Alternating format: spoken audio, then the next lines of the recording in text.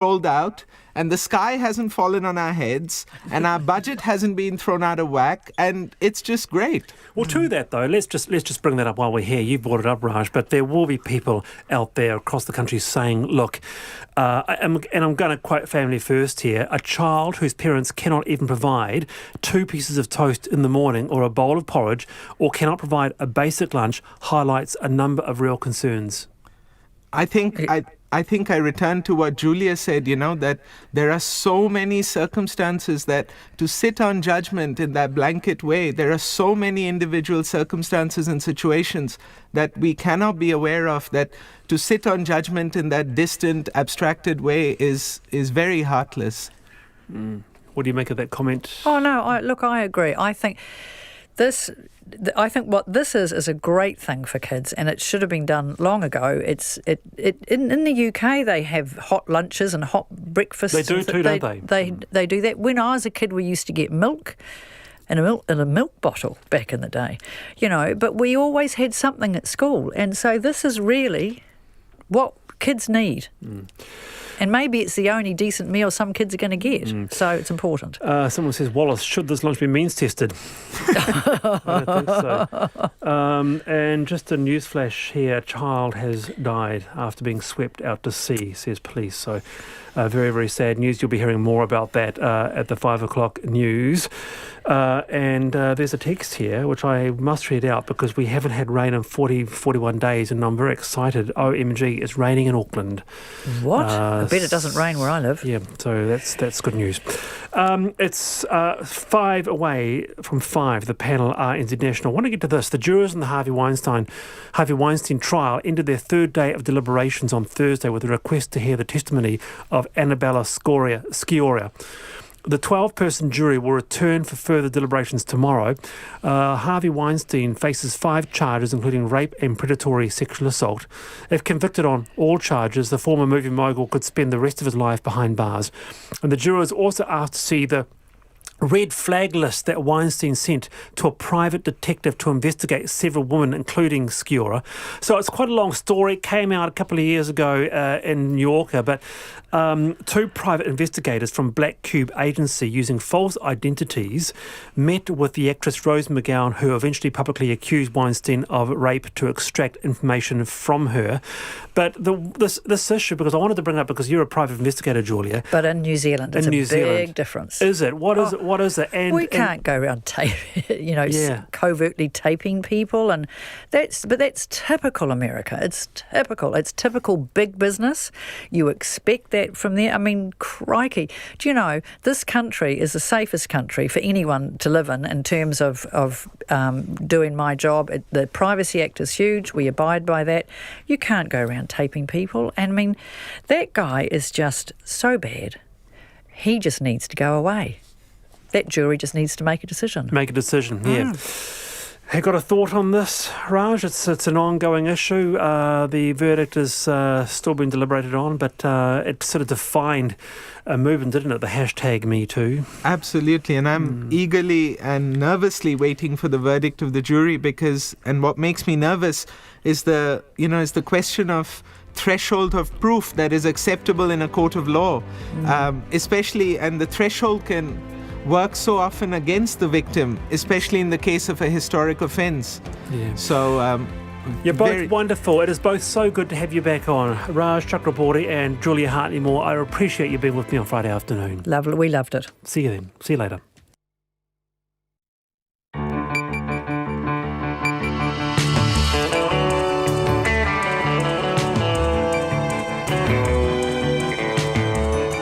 Te whakarongo mai koe ki te reo irirangi o Aotearoa. This is Checkpoint on RNZ National. I'm Lisa Owen. E haere ake nei. I torment myself over what you did to my Grace. The words of Gillian Millane, who today confronted her daughter's killer. The faceless murderer gets life in jail with no parole for at least 17 years. The detective who helped catch a killer joins us live in the studio. And we talk to a woman who sounded a warning after a Tinder date with the man who went on to murder. Australian evacuees who shared a plane with Kiwis from the Diamond Princess test positive for coronavirus. A Queensland detective stood down after suggesting a man who set his wife and 3 children on fire may have been driven too far. RNZ News at 5 o'clock. Good afternoon. Now my Heidi Mai. I'm Paul Brennan. A woman who went on a Tinder date with Grace Millane's murderer says she's haunted by her prediction he would hurt someone. Today, the man was jailed for life with a non-parole period of 17 years. The woman says he flipped when she refused to take him home after a date in late 2017. A year later, he killed Ms. Millane after meeting her on Tinder. The woman, who RNZ has agreed not to name, says he forcibly kissed her and told her he had every right to go home with her. She still has a message she sent afterwards predicting that one day he would kill someone. After he was charged with Ms. Millane's murder, she contacted the police. The Justice Minister, Andrew Riddell, has refused to be drawn on whether the so-called rough sex defence should be disallowed in murder trials. The defence argued that Ms. Millane died accidentally during consensual rough sex. Mr. Riddell says he's aware of a campaign to have this line of defence thrown out, but says he would have to take advice on that. What you need to be able to do is ensure that the Crown can present its case and the fullness of its case.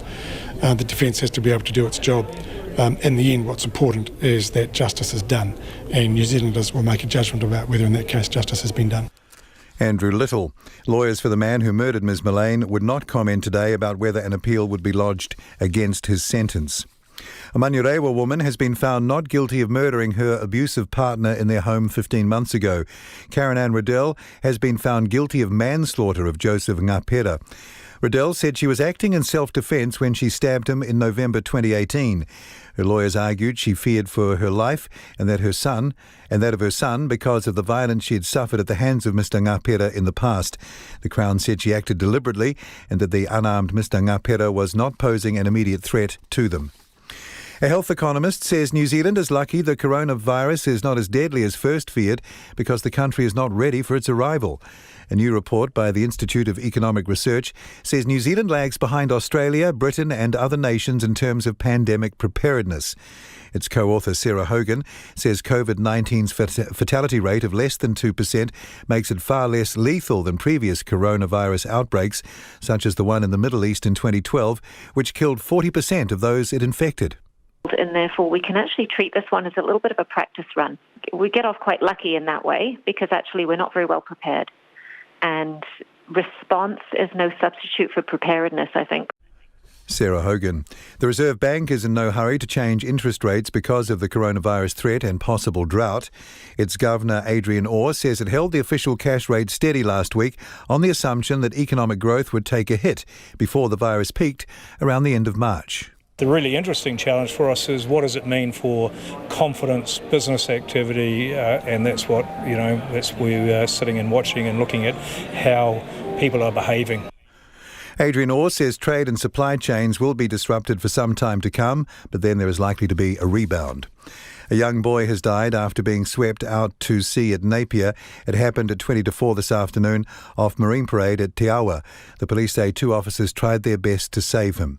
A police helicopter got the 2 officers to safety, but the boy had died and his body has been recovered. The detective who was leading the investigation into the deaths of 5 people in a Brisbane street on Wednesday has been stood down because of public comments he made. Hannah Clark and her 3 young children died after their car was set alight, apparently by Ms. Clark's estranged husband, Rowan Baxter, who then died of self-inflicted wounds. Speaking to media yesterday, Detective Inspector Mark Thompson said the police have to consider whether this is a case of a woman suffering significant domestic violence or a husband being driven too far by issues he's suffered. The Queensland Police Commissioner, Katarina Carroll, today publicly apologised for that comment and asked Mr Thompson to step aside from the investigation. It's 4 minutes past 5. To sport now, and New Zealand are sitting in the box seat with the players off the field for rain on day 1 of the first cricket test against India in Wellington. The visitors were 122 for 5 after 55 overs when the wet weather arrived at the Basin Reserve. Seam bowler Kyle Jamieson has 3 wickets on test debut, while Trent Boult and Tim Southee picked up the other wickets. Number 5 batsman Ajinkya Rahane, who's 38 not out, holds the hopes of restoring India's first innings. The Wellington Phoenix are playing down Mark Rudan's return to the capital. The Phoenix are tonight playing host to Western United, who are guided by their former coach Rudan. It's created an instant rivalry with the A-League's newest franchise, but new Wellington coach Ifuk Tele says it doesn't add any extra motivation to the match. It's another opportunity for us to become better at what we do, and another opportunity to move forward during the season. So, there'll be. I think it's more so for the fans, this one, with Mark coming back, than anything else. But for us, it's just another game, another opportunity to move forward. Ifuk Tele there. The Phoenix can move 9 points clear of 7th placed Western United with a win. And close to 50 former players will attend a special event in Christchurch this evening as the Crusaders prepare for tonight's Super Rugby match against the Highlanders. Coach Scott Robertson will be hosting the gathering, which celebrates 25 years of rugby and the evolution of the club's brand. That's the news. I'm Catherine Ryan. On 9 to noon Monday, the ambitious mission to restore wild kiwi to Wellington's backyard enters a new phase. Kate Tempest on breathing new life into the spoken word with arresting lyrics and a simple beat. Politics with Matthew Hooton and Neil Jones. From food truck to cookery school, Mike and Belinda van der Elzen's new challenge. Bill Mackay on Antarctica's rapidly developing environmental and urban issues. Join me Monday after Morning Report on RNZ National. Now the short forecast from Met Service taking us to midnight tomorrow Saturday. Northland to Taranaki, including Coromandel Bay of Plenty and the Central High Country. Fine for the rest of today with isolated showers. Rain tomorrow, possibly heavy, clearing from the south from afternoon. Gisborne and Hawke's Bay, fine today. Rain tomorrow afternoon, possibly heavy. Hortowhenua to Wellington, including Waited Upper. Mostly cloudy. Rain from evening, clearing tomorrow morning, returning late tomorrow night. Nelson and Marlborough, apart from Kaikoura Coast, scattered rain for the rest of today. Fine tomorrow, apart from isolated afternoon showers. Buller and Westland, rain, some heavy, easing tonight, but returning tomorrow morning, clearing tomorrow evening. Canterbury, as well as Kaikoura Coast, cloudy, a few spots of rain, showers tomorrow afternoon, possibly heavy. Otago, Southland and Fiordland, scattered showers, possibly heavy in eastern Otago, clearing tomorrow afternoon. And the Chatham Islands, cloud increasing tonight, then rain tomorrow evening. It's right on 5:07. Thanks, Paul. This is Checkpoint and I'm Lisa Owen. The man who murdered Grace Millane will spend at least 17 years behind bars before he's eligible for early release. The 28-year-old strangled the British backpacker in his central Auckland apartment after they met for a Tinder date on the eve of her 22nd birthday. There was an eerie silence at the High Court in Auckland today as the high-profile case came to a close. Our court reporter Annika Smith has followed the case from first appearance to trial and filed this story. After sitting in silence for weeks during the trial, Grace Millane's mother finally spoke. I am absolutely heartbroken that you have taken my daughter's future and robbed me of so many more memories that we were going to create. Grace Millane died so far away from her friends and family. The young Brit set off from her hometown in Essex in October 2018 on a worldwide OE. After spending time in South America, she landed in Auckland, and it was here she met the man who would murder her. Gillian Millane said she wished it had been her. As a mother, I would have done anything to change places with her. I sit full of guilt, knowing I couldn't help her, but I should have been there. She died terrified and alone in a room with you. The 28-year-old man was found guilty of murdering Ms Millane after a 3-week trial last November. The pair had bar-hopped through Auckland's CBD on a Tinder date on the eve of Ms Millane's 22nd birthday. She was last seen alive walking into the man's City Life apartment with him at 9:40 that night. He wheeled her body out in a suitcase the following day before burying it in the Waitakere Ranges. Ms Millane's brother Declan told the court his life changed forever when investigators found her body. This person did not just take Grace's life, but he took away a piece of my life as well. I've not felt whole since my sister's death. The police were quick to track the man down as the last to see Ms Millane alive, largely thanks to a wealth of CCTV cameras around the city. He initially lied to the police, saying he'd parted ways with her that night with plans to see each other again. But he changed his story a few days later, admitting he'd buried her after waking from their night out to find her dead. The Crown argued the man strangled Ms Millane to death. The jury heard he took 7 intimate photographs of Ms Millane's body after she was dead. He also watched extreme pornography and Googled Waitakere Ranges and hottest fire. Ms Millane's sister-in-law, Victoria, said the evidence had been difficult for the family to sit through. The trial was incredibly difficult. I sat listening and reading about your actions, all of which will haunt me forever. The man's lawyers argued Ms Millane's death had been accidental after rough sex gone wrong. However, the jury's unanimous guilty verdict meant it rejected this defence and found Ms Millane didn't consent to the actions that killed her. Crown Prosecutor Brian Dickey told the court the man had eroticised Ms Millane's death. He said the photographs, pornography, post-mortem Tinder date and disposal of Ms Millane's body were all aggravating factors in the case that warranted at least 17 years behind bars. Its cumulative effect, the Crown says, may bring the court to a point of finding a high level of cruelty, depravity or callousness in the murder. So it needs to be considered in its whole, and it is, with great respect, extraordinary against any other case considered in New Zealand.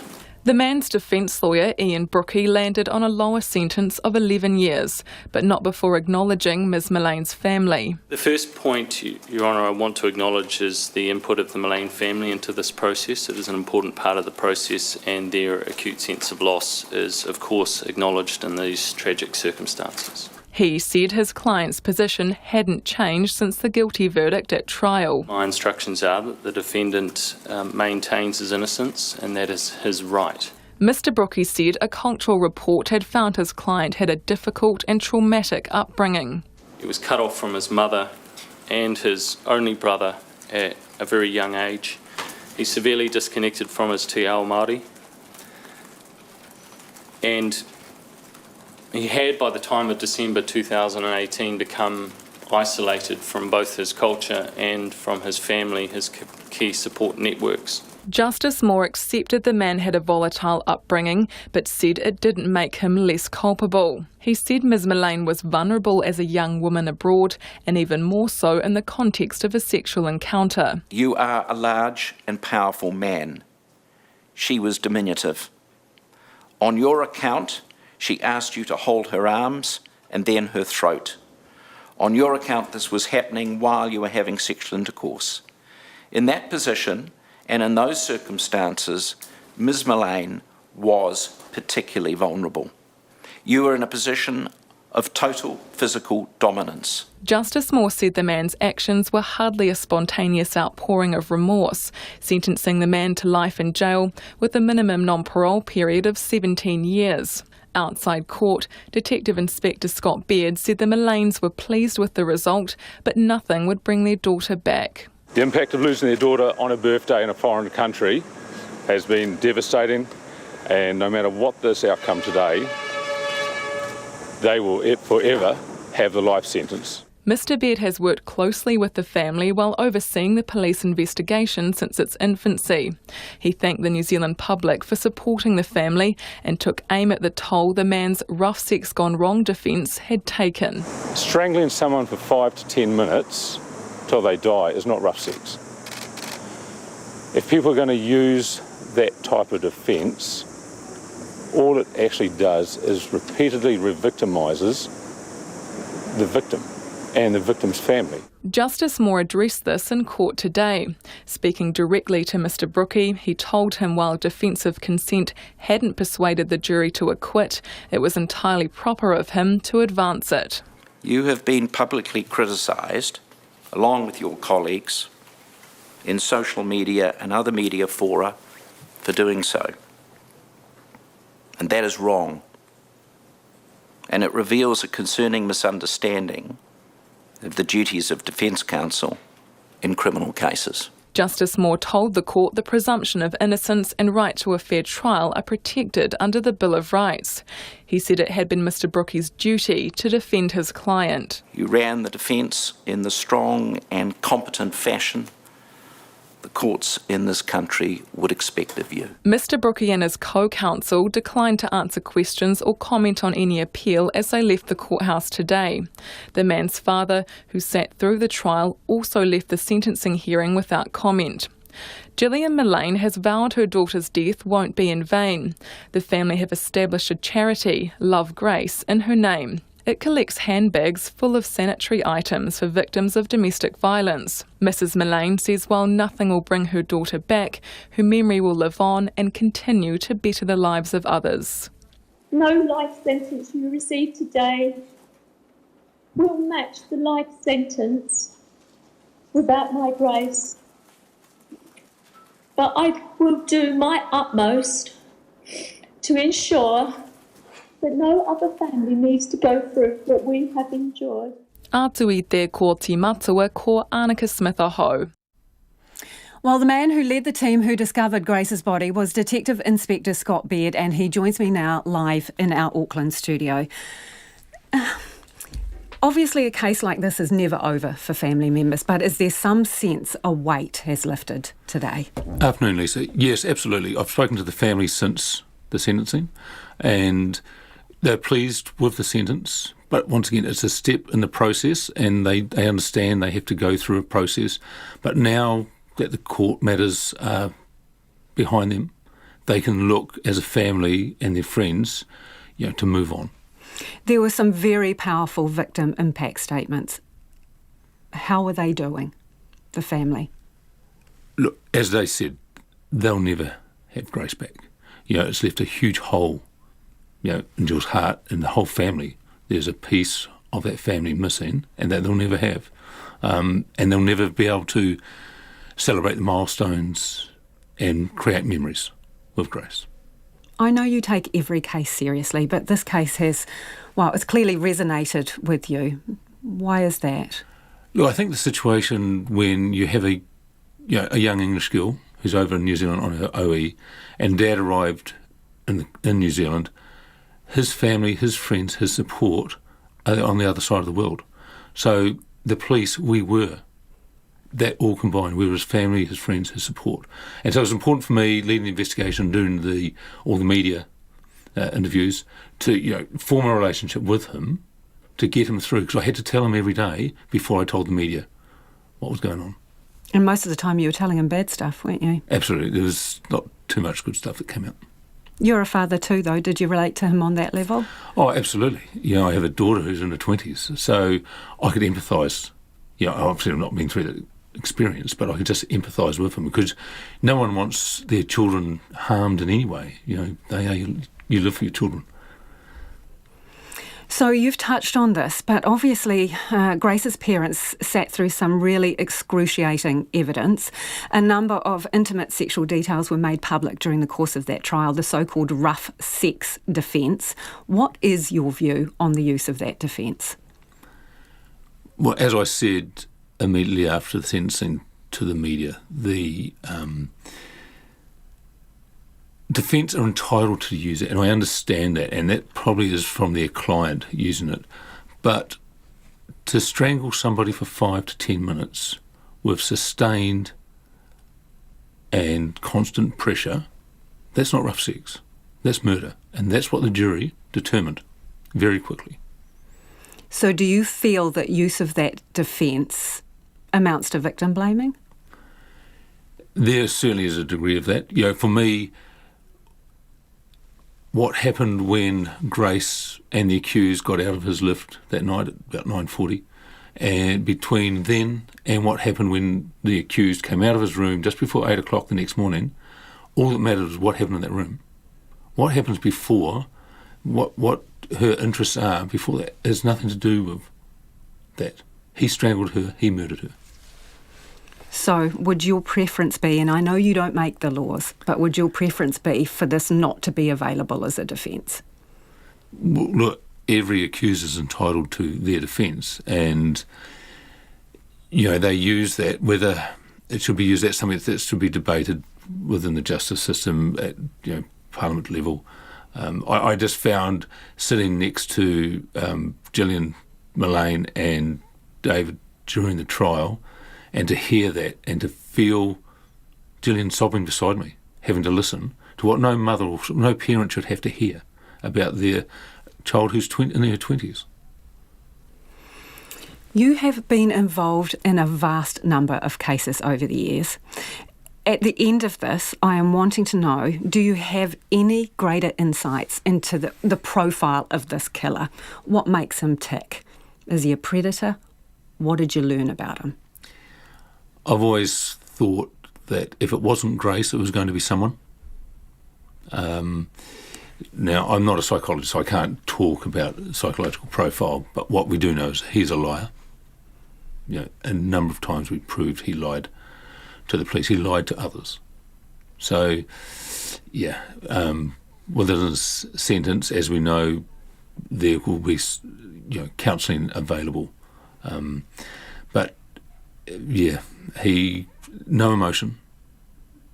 And you go, really?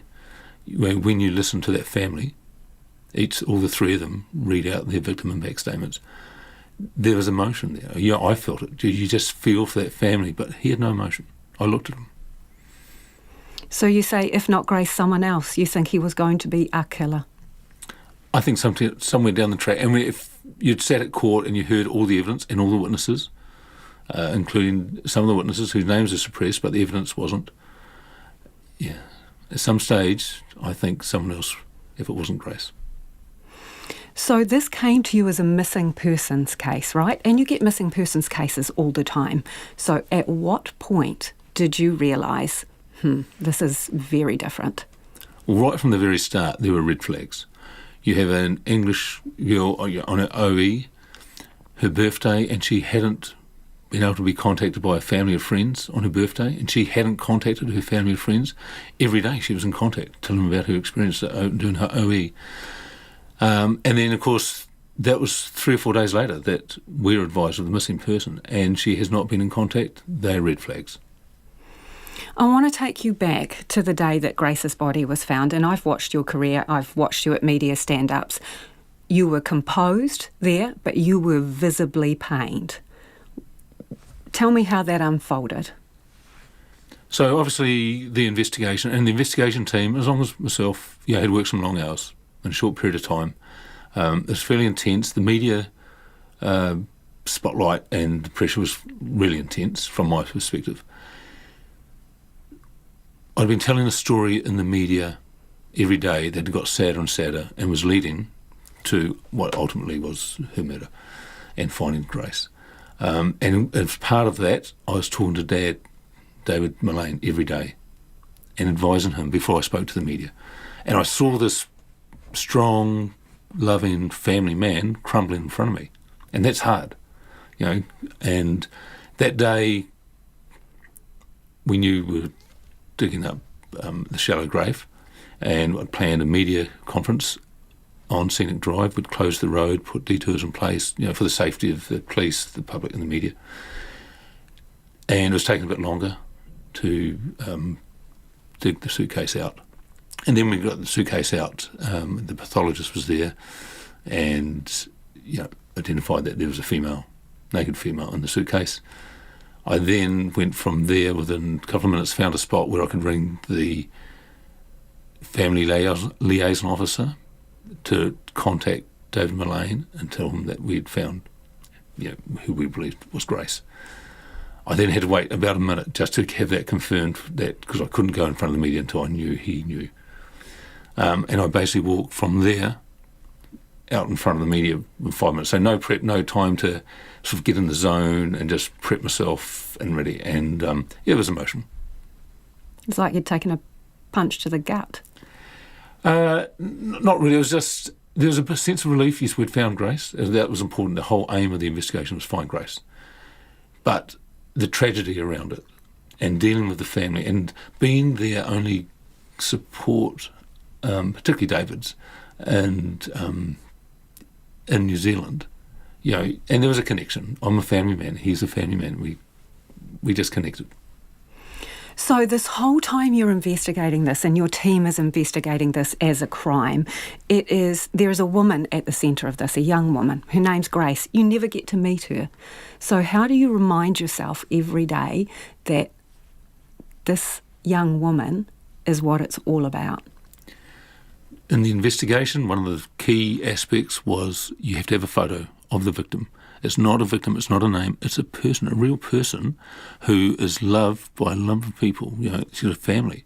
So I wanted the staff, we're working for this victim, so we had a number of photos of Grace on our wall. So every day, this is who we work for, this is who we're looking to find.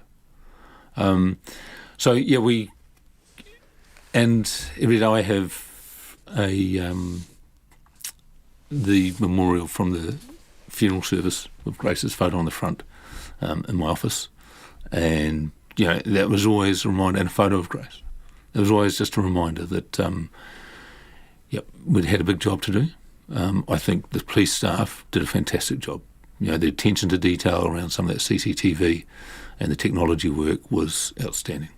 Yeah, because a lot of this was joining the dots of people's footprints, electronic footprints, wasn't it? Yes, certainly. So a lot of people meet on apps these days, online. Are there more predators like this guy out there? What do you say to people? Look, the reality, I think, is, absolutely, dating apps are out there and people are meeting online, but people meet people in a bar. There's no difference. People just have to be aware of their surroundings, the people they're meeting, and just a bit of that personal safety.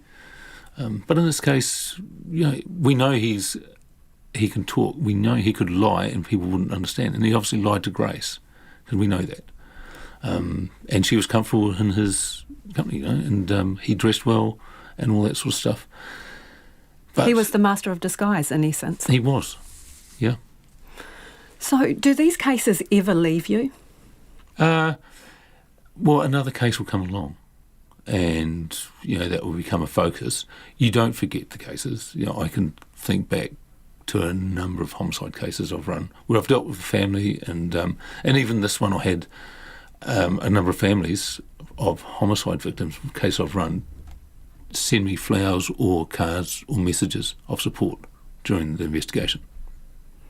So at the end of this day, do you walk any lighter? Look, there's a sense of justice has been done for Grace and her family, and that's important. I think the key for me at the start was find Grace, because there's so many families who go through a situation where their loved one isn't found or there's no answers, and they never find out. Here we found Grace. They could have buried her, as Gillian said today. They go to her grave every day and visit her. Do you think you'll keep in contact with the family? Oh, absolutely, yeah. We do get on well, and even since the court case, on a weekly basis, we've had to prepare for the sentencing. I speak to them all the time, or message them, and Thank you very much for joining us in the studio. We do appreciate it. That's Detective Inspector Scott Beard, who headed up that investigation into the murder of Grace Millane. Meanwhile, a woman who went on a Tinder date with Grace Millane's murderer and predicted he would hurt someone says the conversation needs to shift from Ms. Millane's past to his. She says he flipped when she refused to take him home with her after their date in late 2017. Veronica Schmidt has been hearing how the man, who still has name suppression, couldn't cope with rejection. The woman went on a date with Grace Millane's murderer almost a year before he killed the British backpacker. Like Ms. Millane, they matched on the dating app Tinder and agreed to meet at an Auckland bar. But the woman, who RNZ has agreed not to name, made it home to her family safely. She was, however, shaken after the man followed her into a car park when she told him she was going home. When I was leaving, he was like, am I not getting a kiss from you? And then try to get a forcibly kiss, which I ended up giving into. He then asked her to take him home, and that's when she says he flipped. It got into a heated argument between the two of us, and me telling him that he's not listening to me, and getting to the point that we're kind of just going, you're not effing listening to me. You're not coming home to my place. And then he's going, you're not effing listening to me. I've got every right to come back to your place, and you need to be taking me home with you. She says she hates to think what would have happened if the car park hadn't been in view of people at the bar. I can still vividly picture the day, and I can see the intent in his eyes now, that had I been a little bit more around the corner out of the view, it could have been a different story. The woman was uncomfortable from the beginning of the date, when she arrived at the bar and thought the man looked familiar. She suspected he was a man a friend had previously gone out with. Alarm bells rang as she remembered the man had become controlling during the relationship, and he had told her friend elaborate stories that the woman suspected were fabricated. His story is that basically he was in a car with his parents and the car blew up and he was the only one that survived in it, and the owners of BP were the next car by and adopted him as a baby, so he's basically grown up with them. So to me that's quite an elaborate story, like it's just my brain naturally to go, hang on a second, that's not right. During the date, he told the woman he was friends with international stars like Gwyneth Paltrow and local celebrities, including a radio personality. Later, the woman was so concerned about what he might do to other women that she contacted the radio personality to flag up his behaviour. But the radio personality replied that she had never so much as met him. I just said, I'd hate to think what's going to happen to a young, vulnerable woman when he gets his hands on her, because he obviously didn't like being rejected. Almost a year to the day later, the man was charged with Ms. Millane's murder. She says she feels haunted by what she wrote in her message to the radio personality. To actually have it in writing and say, I'm, practically going, he's going to hurt someone, and to have that in writing, and then almost a year later, those words that are still in writing and the messages actually haunt you. She's speaking out now because she believes the details of Ms. Millane's life that came out during the killer's murder trial were irrelevant to the crime. And she says the man's previous behaviour should have instead been under the spotlight. It was only a matter of time before he actually did kill someone. That's quite hard to actually say, and, that's unfortunate that it is Grace. Ko Veronica Schmidt, aho.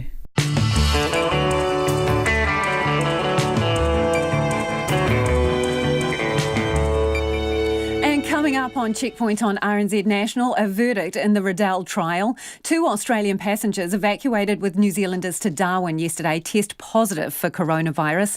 And the detective leading the investigation into the deaths of Rowan Baxter, his wife Hannah Clark, and their 3 children has been stood down. We would love to hear your feedback on anything you've heard on the program this evening. A lot of you are getting in touch about our interview with Detective Inspector Scott Baird, who led the investigation into Grace Millane's murder. Do get in contact. You can text us on 2101. You can tweet us at Checkpoint RNZ, or you can send us an email. checkpoint@rnz.co.nz is the email address. It's time now for the headlines.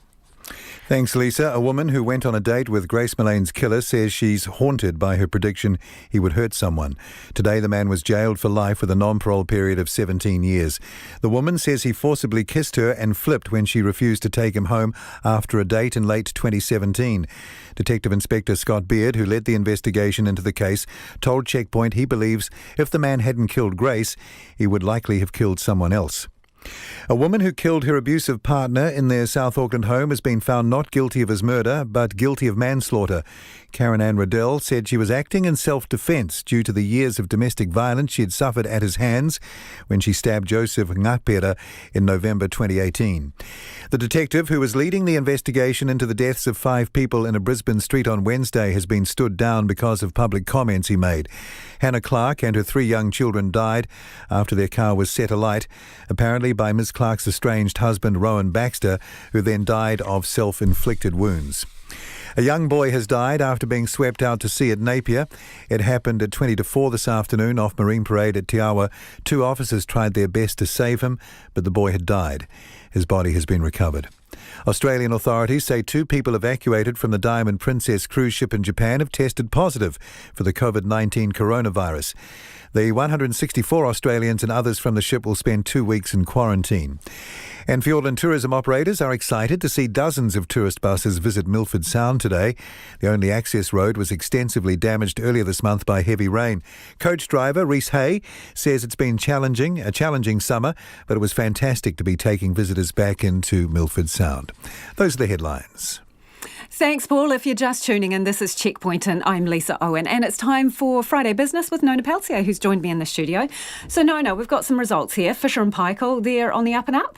Yeah, well, it's not a result, it's an upgrade, and it's the third one. Since their last, I guess they had one in August, one in October, and now again. This time, they are expecting increased profit as a result of the coronavirus because increased profit. Yes, they're bucking a trend. Well, they pretty much are, and that's because they manufacture respiratory equipment, including face masks, Yes, and that's in hot demand right now. So they're doing quite well. And so they upgraded their profit forecast, and they're going to be reporting their period ends March 31st. And so they increased their forecast by 2%. And what news do you bring of Kiwi Bank? Kiwi Bank's profit, it's the first half profit, is down because they spent a lot more on transforming their business, which really is, jargon for a lot more operational costs as they start to look at ways to increase their customer profile, putting in Kiwi Banks in places where there was once NZ Post shops, that kind of thing. And so they made $51 million, still pretty tidy, with that compares with $62 million the year before. So down 18%. But their loans to businesses increased by 17%, and home loans, 4% up. And overall, they didn't provide a guidance, but did think that they would continue to spend to increase that profile for customers. Okay, speaking of banks, should we go to the mother of all banks, Reserve Bank? What have they had to say? Why not? Yep. Okay, so really now, Adrian Orr, he's the governor of the Reserve Bank. He spoke today in Christchurch and reaffirmed that lower interest rates are going to be really the status quo for a while. They're going to remain on hold about 1%. That's where they are at the moment. He didn't think that at the moment very much is going to change in terms of his view of the coronavirus and the drought that's affecting some parts of the country. A while is what in his thinking? Then? Well, monetary policy doesn't ever really affect anything that's happening today. So even if he moved today, it would have no effect. It really is something that looks about 18 months hence. But it's interesting that the Reserve Bank in Australia, the situation is quite different. Their dollar tumbled to its lowest level in 11 years, and that's because of a rise in unemployment that's really made people feel that there's expectations there of an interest rate cut. So overall, the NZ dollar is buying 63.1 US cents. And that hasn't been at that level since October. It was dragged down primarily by the Australian currency. Yeah. But 95.6 Australian, 48.9 British pence. And let's see, our market, well, it was not very little. It wasn't much changed. Before you move to the markets, did you want to tell us about New Zealand Post? Oh, if we have time. Yeah, go on. Well, let's. Great. Yes, let's do that. Okay, so New Zealand Post reported a fourfold increase in their net profit. So they went to $31 million from $7 million. Based on what? Well, a lot more parcels were delivered. Right. I don't know exactly. 34 million deliveries. Online for shopping, Christmas. That's what it is, isn't it? Oh, and Christmas. Okay, yeah. Yeah, it's sure. Christmas as well. But look, 23 million fewer letters were delivered. So that was a drag of $5 million on revenue. And I think they made about $500 million in revenue. So, their profit is pretty healthy considering, but it's tough times for NZ Post, and they really have to continue to evolve. And they're stuck with having to deliver letters, of course. Yeah. So where do we end with the markets today? Right. The little change. That's where I left it off, right? Yeah, little change. Yeah. We rose 8 points to a new record, 12,073. Wow. Thanks, Nona. That's Nona Peltier with our Friday business news. And if you want to hear more from our business team, do check out the new episode of RNZ's business podcast, 2 Cents Worth. This week, Peter Griffin and Nikki Mandelo dig into a $75 million pizza. Goodness me, what ingredients are on that pizza, Nona? $75 million pizza? Oh, well, we'll have to tune in. It's tasty. We'll have to tune in to find out. A jury has acquitted a woman accused of murdering her abusive partner in their South Auckland home. Karen Ann Riddell was found not guilty of the murder of her partner Joseph Napera, but guilty of his manslaughter. Riddell claimed she was acting in self-defence when she stabbed her partner in November 2018. Her lawyers argued she feared for her life and that of her son due to the violence she'd suffered at the hands of Mr Napera in the past. The Crown said she acted deliberately and that the unarmed Mr Napera was not posing any immediate threat to them. Our reporter Matthew Tunison has been covering the case and joins us now. Matthew, what happened in court today? Good afternoon, Lisa. Yes, after 2 days of deliberating in the 10-day trial, the jury returned unanimous not guilty verdict for the murder charge they couldn't all agree on the alternative manslaughter charge, so the judge, Justice Palmer, allowed them to return a majority verdict, which they did, finding her guilty of manslaughter, 11 jurors to 1. The Crown had argued that the force that Riddell used when she stabbed Joseph Ngāpera was such that it couldn't be said that she was acting in self-defence. Also, the Crown said that it couldn't have been an instinctive, spontaneous act, given she pulled the knife out and stabbed him a second time.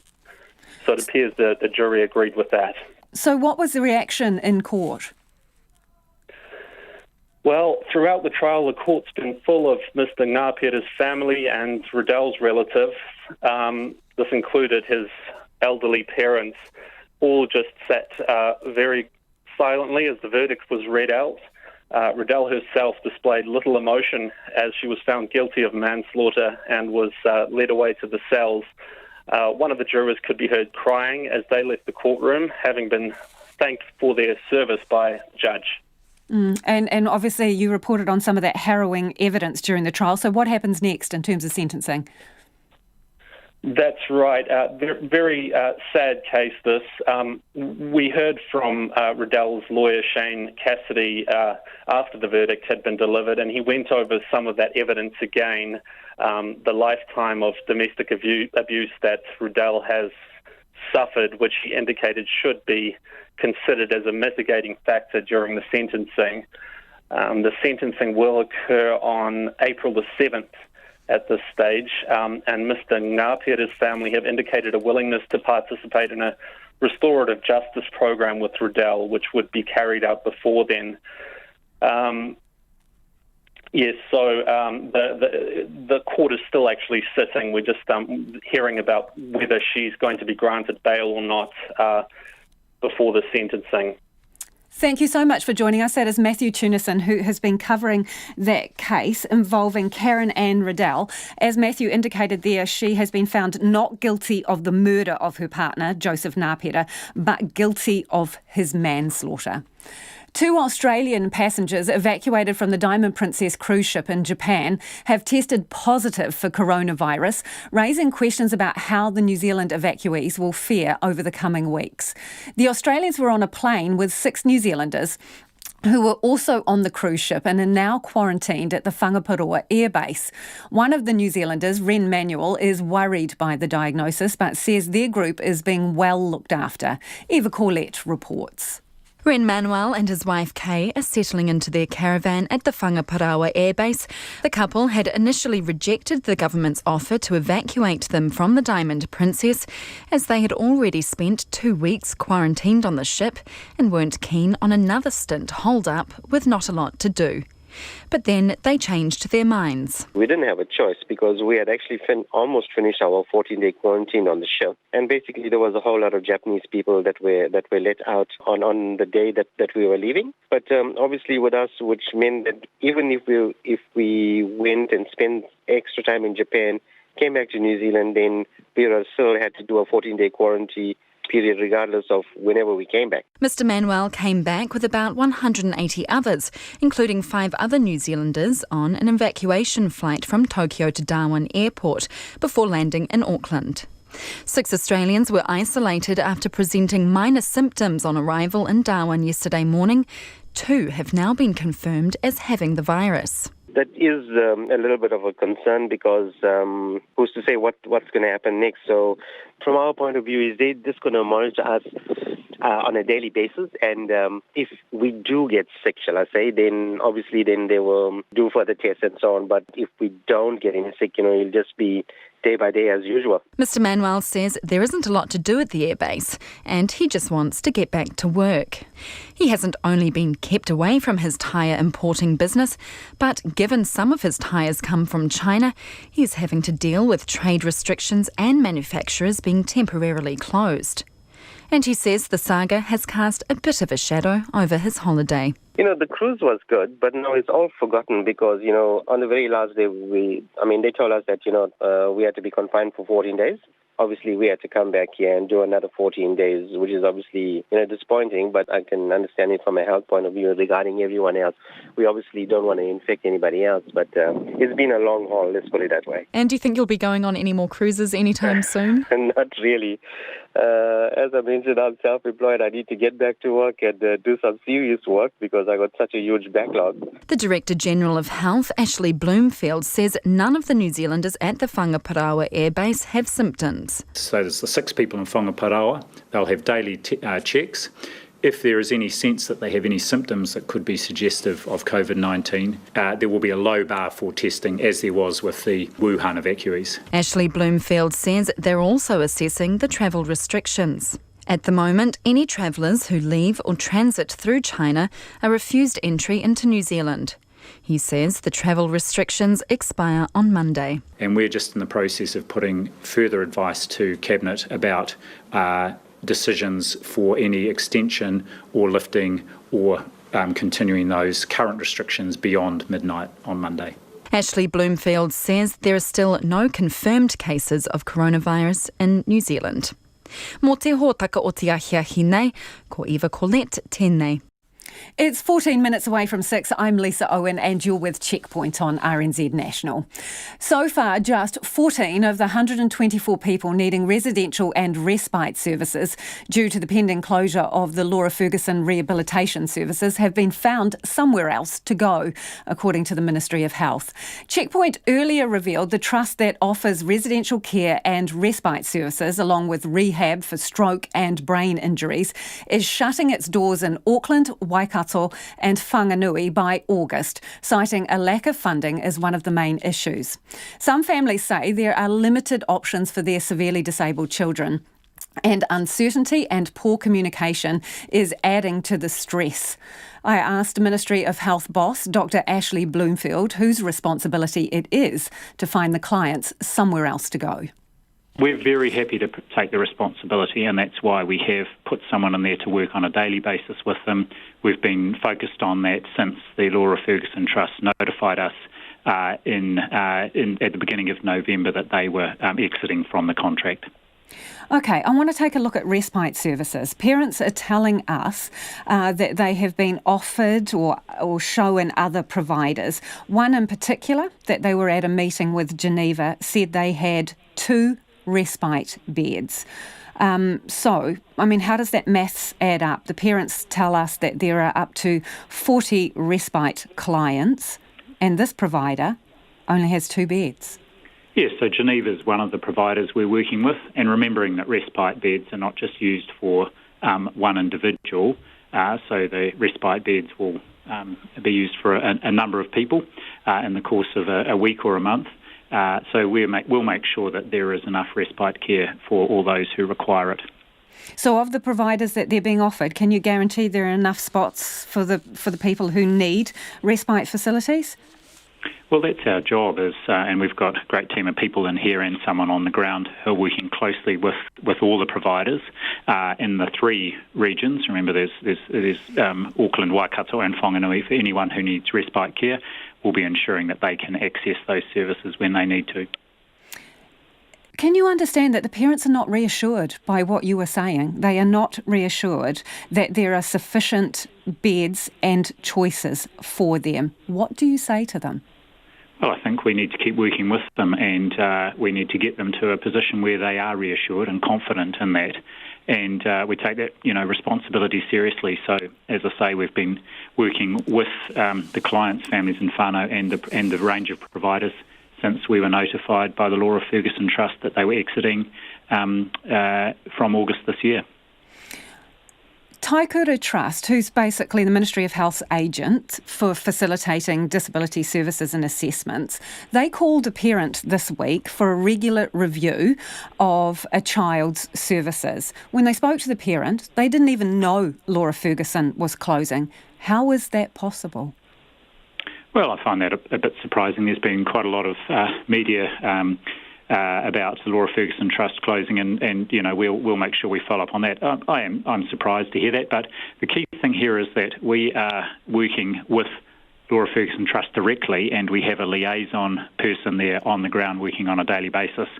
So all the families in whānau are aware and know that we are there to work with them to find suitable services for these people once the contract finishes. Are providers obliged to take these contracts on? Because the other issue that parents have raised is that some of their children are of very high needs, and providers are indicating that they might not want them because of that.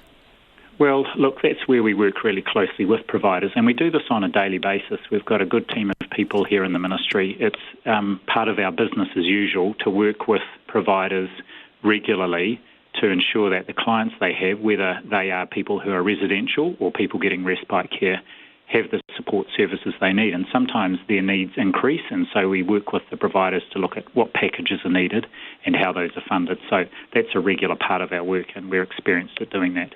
Are you going to have to top up funding to other providers, or is this a cost-neutral equation? Well, actually, the funding is important, but it's not the main driver here. As I say, what we're really interested in is ensuring people get the support they need and that they are happy to go to a new provider in a new facility. And that's why we have a range of providers we're working with to ensure we get a good fit and that the families in whānau are also happy with that arrangement. When you talk about a range of providers, I'm slightly confused on that, because the parents are telling us they've been offered a choice of two. So... Well, it will depend what region it is, and at the moment, yes, we're working with other existing providers. So in Auckland, are you offering them a choice of two providers? I think that is the case. I don't have the detail there, but I do. Right, so only two providers in Auckland. What about the other centres? What range of providers are they being offered? Again, I haven't got the details, but we'll be looking at what the needs are and ensuring that the families in whānau are in touch with, and we're getting them to work with those providers. So you don't know how many... Sorry, just to be clear, you don't know how many providers in Waikato, and you don't know how many providers families have been offered in Wanganui, and only two in Auckland. I don't personally know, but my team does, and we're very happy to send that information through. When was the last time you or any other representative from the Ministry of Health spoke to the chair of the Laura Ferguson Rehabilitation Board directly? Well, I haven't spoken with the chair, but I certainly know that my Deputy Director General of Disability, Audrey Isbister, did, and I offered to actually meet with the board. Do you know when that conversation was? The conversation that the DDG, Deputy Director General, had? With the chair of the board? Yeah, I suspect there's been a number of conversations. I can find out the exact dates. But look, there's ongoing communication with the Trust. As I say, I have made the offer to meet. That offer stands, and my door is always open. A QC acting on behalf of a disability advocate and some of the families who have Laura Ferguson services has written to the Ministry seeking a number of answers and clarifications. They say they've had no response yet. Why is that? Oh, well, I haven't seen that particular letter, but I can easily follow that up and find out. Just to reiterate, we're in regular contact with the organisation, and we have a person on the ground there working with the clients and their families in whānau, and our focus is on ensuring they get the services they need past August this year. Several families have raised your representation on site with us. They're saying that a Ministry of Health person has been present during meetings, did not address them, didn't answer questions, and merely took notes. Are they there in a minute-taking capacity? Well, not in a minute-taking capacity, ensuring that we remain well informed of what's happening there, remembering that we're the funder. The primary relationship is between the clients and their families in whānau and the provider, which is Laura Ferguson Trust. However, we're making sure our people are there so that we have a really good opportunity to provide options for people to transition. Okay, because you're saying on the one hand that the relationship is between the clients and Laura Ferguson Trust, yet at the beginning of this interview, you told me absolute responsibility for rehousing these people and finding other services lies with the ministry. So who is taking the lead role here? Because a number of the parents feel that the ministry are not taking an active role. Well, I have a different view. I think we are taking an active role, very active role, and we have ever since we found out. That's been a huge focus for us. That's why we've put this dedicated person there on the ground. And I just stand by the comment I made earlier on that I'm happy to take responsibility. We take it seriously, and we will deliver on that responsibility. So has the ministry spoken directly to each of the families affected by this? I'm sure that staff have been actually involved and spoken with each of the families, yes. That was Dr. Ashley Bloomfield. Now, since that interview, some families have confirmed to Checkpoint they still have not been contacted directly by Ministry of Health staff. Dr. Bloomfield told us a range of options have been offered to affected clients. Families in Auckland say they've been given a choice of only 2.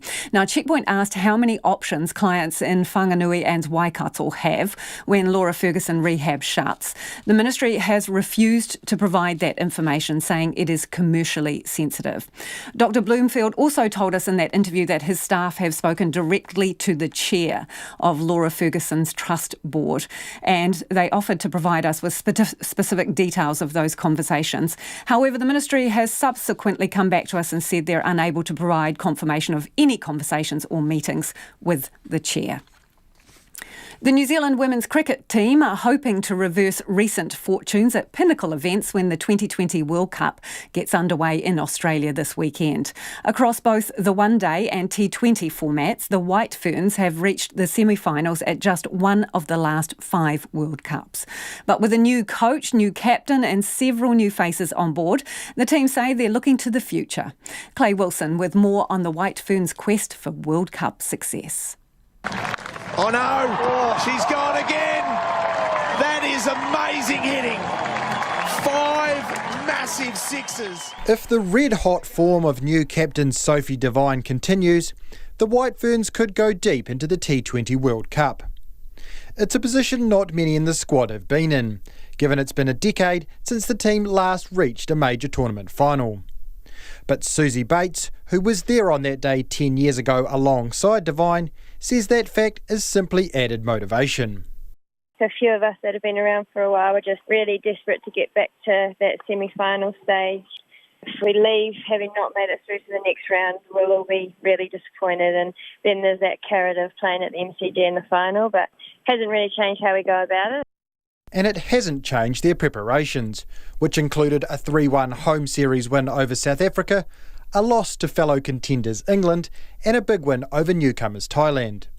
Coach Bob Carter says the past is just that, and his message to the players has been to back themselves to step up when the pressure comes on. The girls want to do that. Whatever's happened in the past is gone. They want to look towards the future. That's how they've been working this all through. They now know they've got full-time professional contracts, and they want to reward that as well as actually rewarding themselves with doing well at a pinnacle event. Vital in achieving that is the success of Devine, wicketkeeper Rachel Priest and Bates at the top of the New Zealand batting lineup. The latter, though, says those who follow the vastly experienced trio in the order are also key to the White Ferns' fortunes. This whole preparation and our training and warm-up games has been finding out who in that middle order is going to give us the best opportunity to win the tournament, because it's going to rely on more than a couple of batters. We're going to need, our top 5 and 6 firing. Do that and they'll put themselves in the mix at a tournament where organisers are expecting a massive sellout crowd for the final at the Melbourne Cricket Ground. Australian captain Meg Lanning believes the event will only further enhance the growing stature of the women's game. The quality of cricket over the last few years especially has increased all the time, and there's a number of world-class sides, and it's only a good thing for the women's game worldwide that there are a number of teams who can compete and who could win this World Cup. New Zealand will certainly consider themselves in that conversation, but according to coach Bob Carter, it's the host nation who everyone is trying to knock off. There's only one favourite, and that's Australia. Their record suggests that, but as we know, the T20 cricket can almost bring everybody closer together, so I wouldn't like to say that everyone is chasing Australia, but with their record and how they've been playing, they're the clear favourites. The White Ferns begin their campaign against Sri Lanka in Perth in the early hours of Sunday morning New Zealand time. Mō te hotaka o te ahi pōnei, ko Clay Wilson aho. Let's get to some of your feedback now. A number of you getting in touch about our earlier interview with Detective Inspector Scott Baird, and he is the police officer who headed up the case involving Grace Millane and the search for her killer. This person says Scott Baird was a model of a police spokesperson, factual, compassionate, determined. Excellent work by his team. Be proud. Anna's also got in touch to say, "Hi Lisa, I am so impressed with the Detective Scott Baird. He's professional, professional, intelligent, insightful, kind and empathetic. He is a credit to the New Zealand Police. What a great man, an amazing role model for others. And this short one, but to the point, it says, to the cop, #TopBloke, #Thank you. Helen has got in touch to say, Scott Beard, such compassion and composure throughout Grace's sad story and to this very day, as shown in your interview just now. So grateful for the work that police do for us.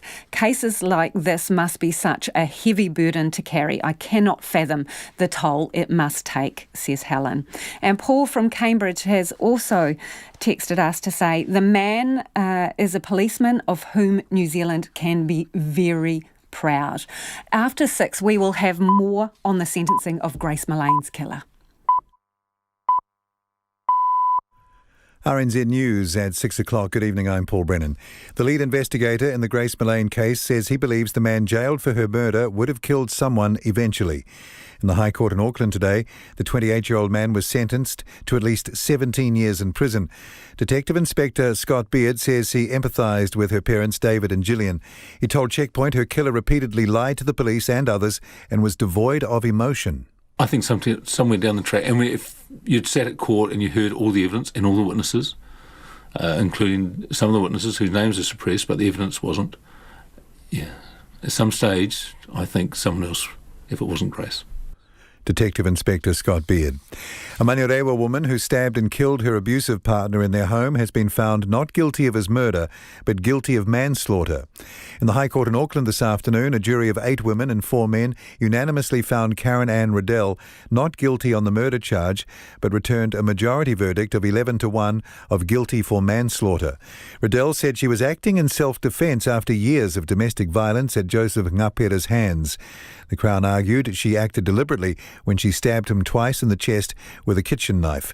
The jury deliberated for about 12.5 hours. 2 police officers tried in vain to save the life of a young boy who was swept out to sea off Napier's Marine Parade this afternoon. Area Commander Marty James says they did all they could to reach the boy. 2 of our staff made a valiant effort to get to the young person, but unfortunately it wasn't successful. Marty James says the surf was about 1.5 metres today. It's believed the boy was with a group of people at the beach at Te Awa.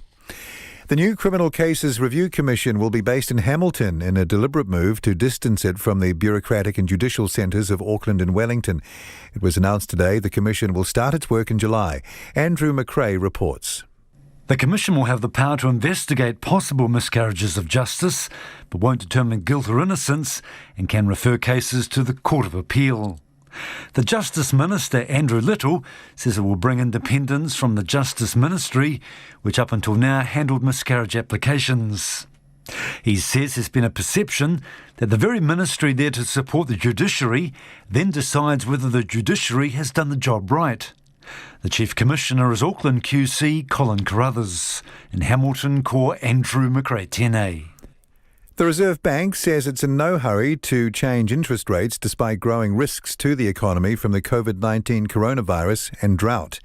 The bank's governor, Adrian Orr, has told a business gathering in Christchurch it believes on current information that the worst effects on businesses and growth will peak around the end of next month.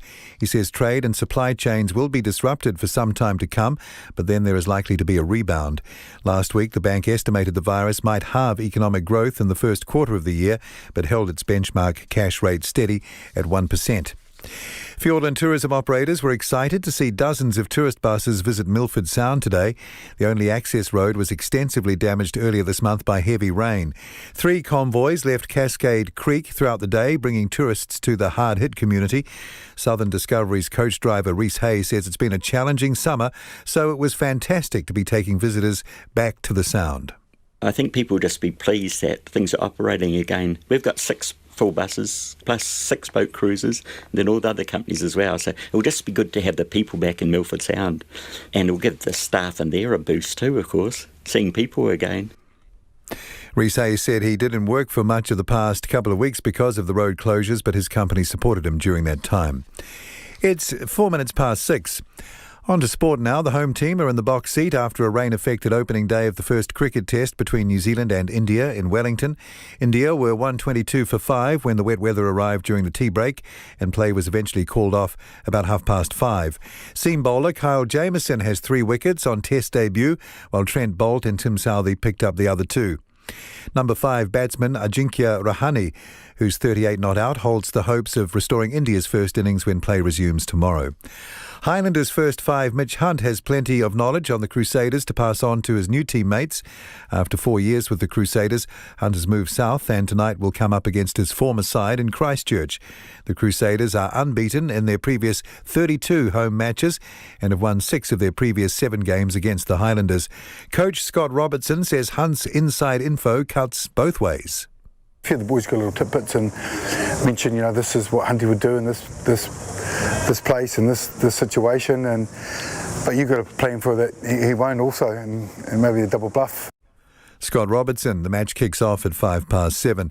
And the Wellington Phoenix are playing down Mark Rudan's return to the capital. The Phoenix are tonight playing host to Western United, who are guided by their former coach Rudan. New Wellington coach Ifuk Tele says it doesn't add any extra motivation to the match. That's the news. Tonight on Nights, Country Life introduces us to the concept of hen-tertainment. It's a chicken thing, once the egg's bolted, or maybe before it's hatched. The team also check out a native plant nursery on a South Island marae. Tara Moana Rapley selects the mixtape.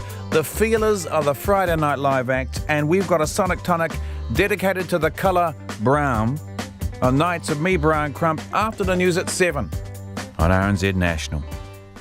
And we're funded through New Zealand On Air. Here's the short forecast now, taking us through to midnight tomorrow, Saturday, from our Met service. Northland to Taranaki, including Coromandel Bay of Plenty in the central high country. Fine for the rest of today, isolated showers. Rain tomorrow, possibly heavy, clearing from the south from the afternoon. Gisborne and Hawke's Bay, fine for the rest of today. Rain tomorrow afternoon, possibly heavy. Hortowhenua to Wellington, including Waited Upper. Mostly cloudy, rain from evening, clearing tomorrow morning, returning late tomorrow night. Nelson and Marlborough, apart from Kaikoura coast, scattered rain for the rest of today, fine tomorrow, apart from isolated afternoon showers. Bulla and Westland, rain, some heavy, easing tonight but returning tomorrow morning, then clearing tomorrow evening. Canterbury as well as Kaikoura coast, cloudy with a few spots of rain, showers tomorrow afternoon, possibly heavy. Otago, Southland and Fiordland, scattered showers, possibly heavy in eastern Otago, clearing tomorrow afternoon. Chatham Islands, cloud increasing tonight, rain tomorrow evening. It's nearly 7 minutes past 6. Thanks, Paul. If you're just tuning in, this is Checkpoint and I'm Lisa Owen. The man who strangled the British backpacker Grace Millane to death in his central Auckland apartment will spend at least 17 years behind bars. The 28-year-old man, whose name remains suppressed, appeared emotionless in the dock as Justice Simon Moore handed down the life sentence at the High Court in Auckland this morning. Grace Millane's mother, Gillian, sat through the man's entire 3-week trial last November. And today, via an audio-visual link from the UK, she told the court about the heartbreak she continues to feel over the loss of her only daughter. On a daily basis, I torment myself over what you did to my Grace. The terror and pain she must have experienced at your hands. And that is Gillian Millane. Now, our reporter Sarah Robson, who's covered the case, was there for the sentencing and she joins me in the studio live.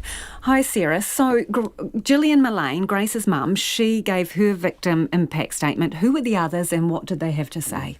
Yeah, today in court we also heard emotional statements from Grace Millane, one of Grace Millane's older brothers, Declan Millane, and her sister-in-law, Victoria Millane.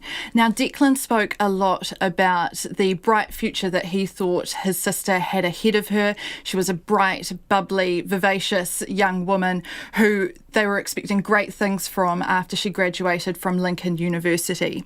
Now, Declan Millane described receiving the call from his father, David, who of course came over to New Zealand to assist the police in their investigation when it was still a missing persons inquiry. He described the moment that Grace didn't reply to the happy birthday messages as a turning point in his life. He said that since his younger sister's death, he struggled with depression, anxiety. He hasn't been able to sleep properly, and he felt that as an older brother, he had a duty to protect his little sister. Victoria Millane, who was married to Grace's other older brother, Michael, she said that after she became part of the family, that the two of them had become best friends, and Victoria Millane said Grace had become like the little sister she had always longed for. She has a 2-year-old daughter, Grace Millane's niece, Harper. She said that her daughter has lost one of her favourite people in the whole world, her auntie Grace, and Victoria Millane appeared emotional throughout her statement, and particularly as she talked about how her and her daughter will often go and visit Grace Millane's grave to keep that connection alive. Oh, absolutely heartbreaking details from them. So what did Justice Moore have to say before he actually passed sentence? Yeah, so because this was a sentencing, we heard from both the Crown and the defence about what they thought the minimum non-parole period should be. Eventually, Justice Simon Moore landed at the 17-year non-parole period. He said there were two main aggravating factors in the man's offending. The first of these was her vulnerability. He said that she was a woman travelling alone in a foreign country, and she had met up with a stranger from Tinder. They were out on this Tinder date in central Auckland, bar hopping, drinking. But Justice Moore said that Grace Millane had obviously trusted this 28-year-old man enough to go back to his apartment. Here's a clip of Justice Simon Moore. On your account, she asked you to hold her arms and then her throat. On your account, this was happening while you were having sexual intercourse. In that position and in those circumstances, Ms. Millane was particularly vulnerable. You were in a position of total physical dominance. Now, Justice Moore also pointed to the man's actions after Ms. Millane's death. So we heard during that 3-week trial a lot of detail about the Google searches he made in the early hours of December 2nd. These were the Google searches around Waitakere Ranges' hottest fire. We also heard during the trial that the 28-year-old man had looked up porn and had also taken 7 explicit photos of Ms. Millane's body. Now, Justice Moore said these were not the actions of someone who was panicking. Your actions reveal a complete disregard for your victim. This conduct is inextricably connected to the manner in which the murder itself was committed. Now, Justice Moore said what happened next, the cleaning of the apartment, the going out and buying a suitcase to stuff Ms. Millane's body in, and eventually going and burying it in the Waitakere Ranges in a shallow grave, only added to the indignities that Ms. Millane's body had suffered. So lawyers from both sides, they spoke today, and what did they have to say? Yeah, so outside court we heard from the Crown prosecution team and Brian Dickey leading that. He said that they were pleased with the outcome. They had sought a minimum non-parole period of 17 years and got that from Justice Moore. Now, the defence team led by Ian Brookie, they had argued for a lower minimum non-parole period, but as they left court, they were not making any comment on the prospect of whether they might be filing an appeal. Thanks, Sarah. That's Sarah Robson, who was at the sentencing today of Grace Millane's murderer, and as she said, 17-year non-parole period. The detective leading the investigation into the deaths of Rowan Baxter, his wife Hannah Clark and their 3 children has today been stood down by Queensland's Police Commissioner. On Wednesday, New Zealand-born Baxter doused his estranged wife's car in petrol before setting the car alight, killing his 3 children and then taking his own life. His wife was able to escape but died later in hospital. Last night, Detective Inspector Mark Thompson told a media conference police were keeping an open mind about whether the deaths of Ms. Clark and her children were a case of a husband being driven too far by issues or a woman and her children suffering extreme domestic violence.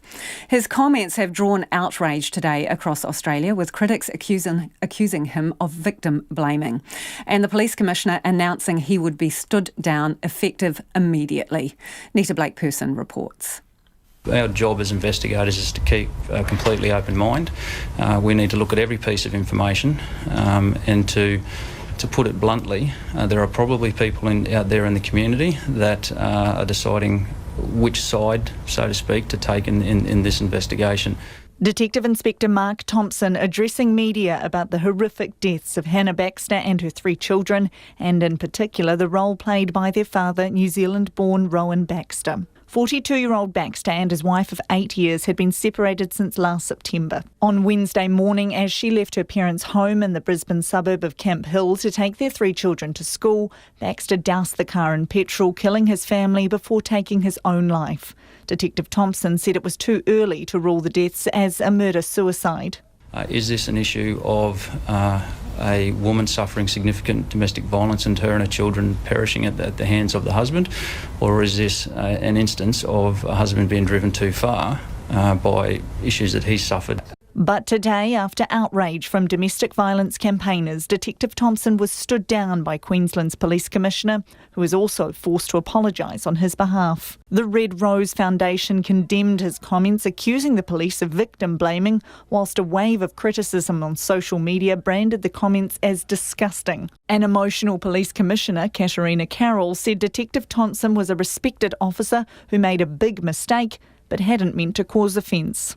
He is distraught and gutted because of the way he explained it and then construed. So a sincere apology for any hurt we may have caused. The officer is distressed and he is an exceptionally good police officer. Hannah Clark's father, Lloyd, has expressed his own grief on social media about the deaths of his daughter and grandchildren, saying his estranged son-in-law could rot in hell. A Facebook fundraiser for funeral costs has so far raised more than $150,000 to pay for the family's funeral costs after Hannah's sister-in-law, Stacey Roberts, said her parents had exhausted themselves helping Hannah escape a monster. Commissioner Carroll confirmed the family was known to police and they had dealt with previous reports of domestic violence. We've done a lot of work with Hannah and her family, and I know her family will probably, might mention that. But what will happen now, it's not just the investigation of the murder and Hannah and her children. There will be a thorough investigation now of every aspect of this case and every person and every agency that had a touch point with the family and what decisions were made.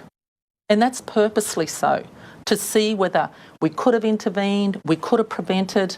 And we do that purposely to be thorough and to make sure if there are any gaps ever, that we learn from them and we address them into the future. She said she would be meeting the Clark family this afternoon. Not only to offer my condolences, but to also apologise and to have a discussion with them about what occurred and hopefully for them to understand. Hundreds of people gathered in Red Rose rallies across Australia today to protest against domestic violence. Rowan Baxter's New Zealand family has asked for privacy and declined interview requests. For Checkpoint, Nita Blakeperson. People who think they've suffered a miscarriage of justice will soon be able to raise their complaints with a new Criminal Cases Review Commission. It will open in July and be based in Hamilton, a deliberate move to distance it from the big bureaucratic and judicial centres of Auckland and Wellington. An announcement on the new Chief Commissioner and the location was made in the city this afternoon. Our reporter Andrew McRae was there. The Commission will review sentences and convictions where there's a claim of a miscarriage of justice. The organisation will replace the royal prerogative of mercy exercised by the Governor-General. It'll have the power to investigate but won't determine guilt or innocence and instead refer the cases back to the Court of Appeal. The Minister of Justice, Andrew Little, says it will bring independence from the Justice Ministry, which until now handled miscarriage applications. Not because they haven't done a good job in the work that they've done, but there is a perception that the very ministry that is there to support the judiciary is then also called upon to see whether the judiciary has done the job right. He's expecting an initial spike in applications before it settles down. It can be a quite intense exercise, and I think with some dedicated resources it means that we can get onto investigations quickly and get a result that is that's going to hopefully bring an end to a person's anxiety about whether or not they've been treated unjustly. The new Chief Commissioner is Auckland barrister Colin Carruthers QC. I've been involved in a number of cases under the prerogative where I've been advising successive ministers of justice, so I know what the original process was, and I think I know what the shortcomings are.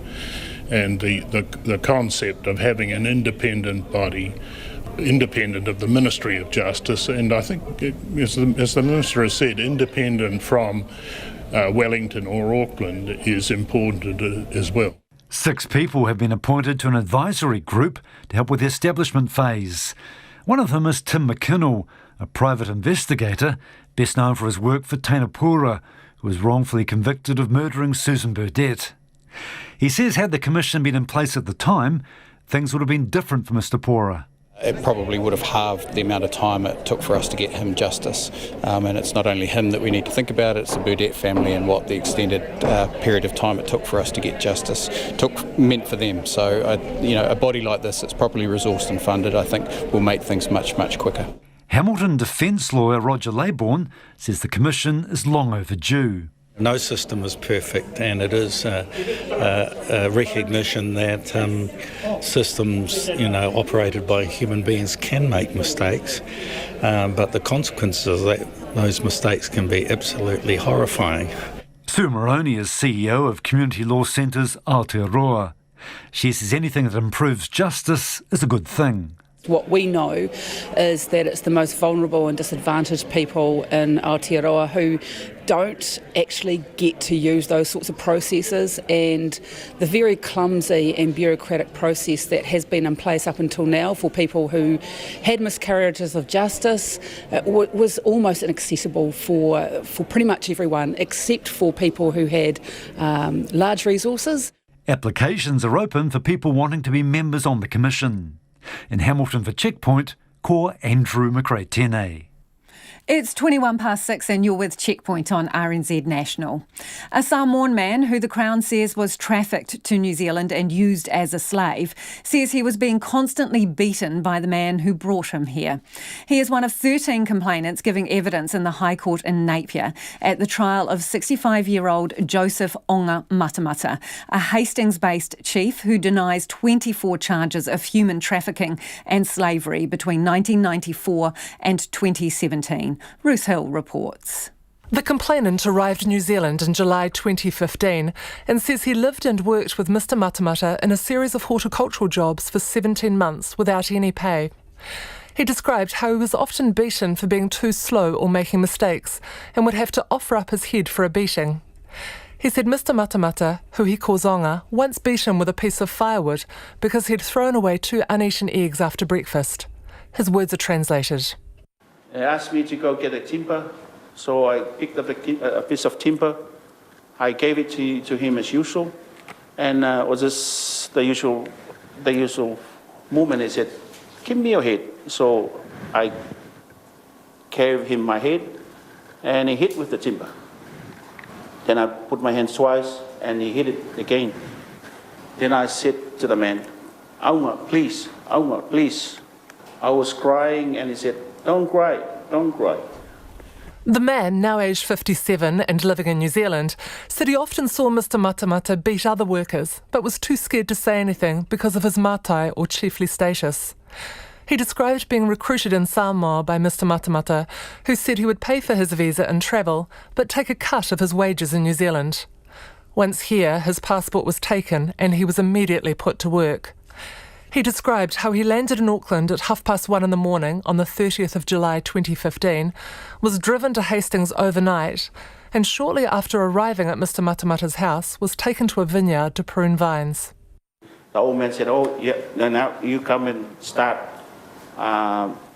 your training for the work." The man says he worked 6 or 7 days a week without pay for 17 months and only received money for cigarettes or at Christmas time. He said he also had to use a fake name when working in the fields and was told not to talk to anyone at church. He finally told some New Zealand-based Samoans about his ordeal, asking them to contact the police. They did, and he describes the moment when police raided Mr Matamata's Hastings house. I walked out of the house, and then that's where I saw 3 of police cars in front of Onga's place. The police car, drove in and called me to run away. How did you feel when they caught you? I felt so happy. Mr Matamata's lawyer, Roger Phillip, questioned why he didn't run away when Mr Matamata and his wife went on their regular lengthy trips to Samoa. Was that 3 or 4 months he was away? He will go at these times. When he was not at home, why didn't you run away? It was in my mind, but I was patient and I was thinking of a proper time to go, to leave. Mr Phillip also questioned whether it was Mr Matamata that assaulted him. The man admitted he was given a work visa by Immigration New Zealand in exchange for giving evidence in the trial. More complainants will give their evidence next week, with Joseph Matamata expected to also give evidence at the end of the week. For Checkpoint, Ruth Hill. Dozens of tourist buses were allowed to travel the Milford Road today for the first time since a storm closed the road at the start of February. The popular tourist area was hit by heavy rain and slips, forcing it to shut.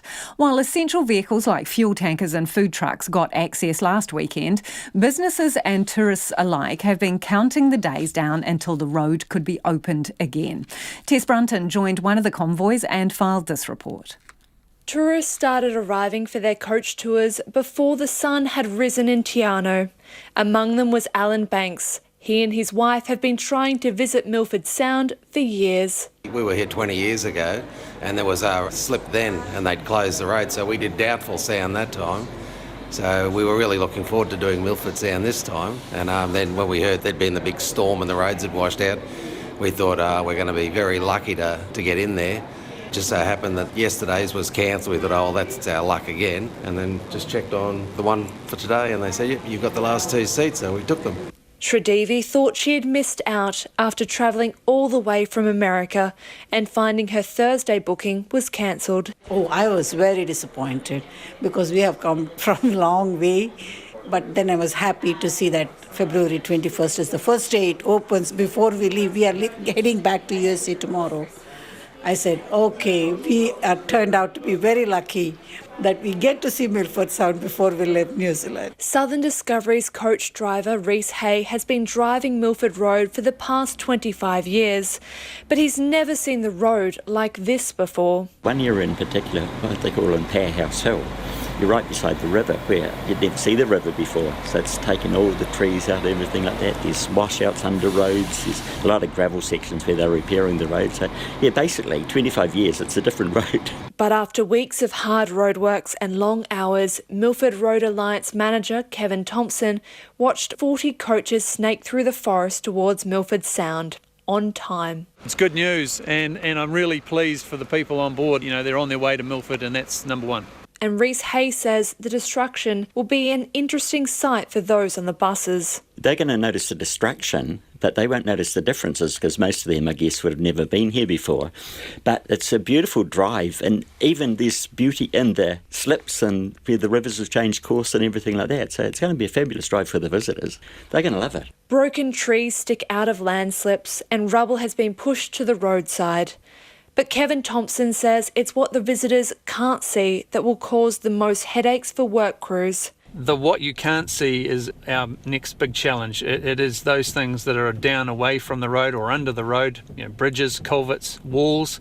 Those things are significant pieces of work to repair or replace, and they affect travel. So it's a balancing act of trying to do those works and retain access, and that burns up time. But now at least tourists can get in and out of the area. The bus convoys are expected to run again tomorrow. In Te Anau for Checkpoint, ko Tess Brunton, TNA. Crusaders fans are getting the chance to update their old jerseys with the team's new logo instead of buying a new one. The Super Rugby franchise retired its Knight and Sword logo in November, replacing it with the new Tohu design, which represents the landscape of the Crusaders region. It followed a review of the Crusader brand in the aftermath of the Christchurch mosque attacks. Fans gathered at the Christchurch casino last night to swap over to the new logo. Our reporter Ananzaki went along too. Most of the fans updating their Crusaders merchandise with the new logo. like the change. A lifetime club member, Anthony Mercer, brought along his family's collection of red and black jerseys. He's on board with the new logo now, but says it's taken him time to adjust. To be first, I was not happy. I was not happy at all because we've been members since '96, but hey, go after times. It's all good. We always get the new gear every 2 years, and it didn't have the Maori emblem on it, so we got an email from the Crusaders saying, come down, get it done for free. So it's a no-brainer. Season ticket holder Graham Patterson says changing the logo is a good compromise and is happy the Crusaders' name is being kept. You know, it doesn't please everyone, you know, but some people don't actually have to make decisions, and you know, they've had to live with a lot of pressure last year. The people at the top of the Crusaders, I think they've done a good job. The Crusaders' head of marketing and communications, Doug McSweeney, says the new red and black tohu is part of the club's evolution. We're really proud of the club from 1996 through to this season, 25 years of Super Rugby, and brands evolve over time, and it's really monumental season for us to take the tohu and the whakatauki and our Crusaders fans on this journey. And that's Crusaders Head of Marketing, Doug McSweeney, ending that report by Anand Zaki. Have a wonderful weekend. I'll catch you again on Monday. RNZ News headlines at 6:30. The lead investigator in the Grace Millane case says he believes the man jailed for her murder would have killed someone eventually. The 28-year-old man was sentenced today to life in prison with a non-parole period of 17 years. Officers say they did all they could to save the life of a young boy who died after being swept out to sea at Napier's Marine Parade at Te Awa this afternoon. And a Manurewa woman who says she acted in self-defence when she stabbed her abusive partner to death in their home has been found not guilty of his murder, but guilty of manslaughter. Those are our news headlines. Our next news is at 7, then it's Nights with Brian Crump. Take the pulse of the day's news every weeknight at 10. We also want the situation where we're not having discharges of sewage into our water bodies. Lately with me, Karen Hay, is your late night eye on the latest headlines and the people who are making them. Gosh,